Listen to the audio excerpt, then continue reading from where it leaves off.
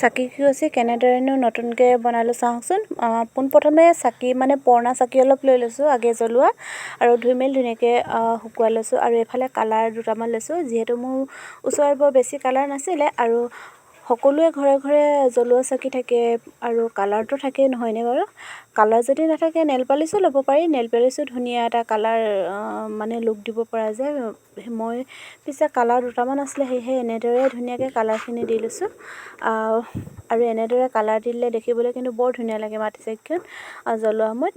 যিহেতু প্ৰতি বছৰে মানে কেতিয়াবা কিনি থাকিবলৈও অসুবিধা হয়, যিহেতু পুৰণা চাকি থাকে। আৰু এইফালে ধুনীয়াকৈ কালাৰ দি ল'লোঁ। আৰু ধুন মানুহেতো মানে মোক কালাৰ দি থকা দেখি ধুন মানুহ দিলে, যিহেতু বহুতো লৰালি হৈছিলে, আৰু সেয়েহে ধুনীয়াকৈ কালাৰ দি ল'লোঁ। এইফালে অকণমান ডিজাইনটো দি দিছোঁ। আপোনালোকৰ যদি ঘৰত এনেদৰে পুৰণা চাকি আছে, ধুনীয়াকৈ কালাৰ দি এটা নতুন লুক দিব পাৰে, আৰু দেখিবলৈ কিন্তু বহুতেই ধুনীয়া লাগে।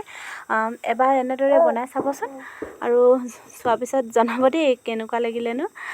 মানে চাকি গছি ইমানেই ধুনীয়া লাগিছে নহয় কালাৰ দিয়াৰ পিছত। আৰু ধুনীয়াকৈ যদি আমি তেল চেল দি জ্বলাওঁ, এইটো কিবা এটা ভাল লাগে ডিজাইন দি পিনে চাকি গছি জ্বলালে।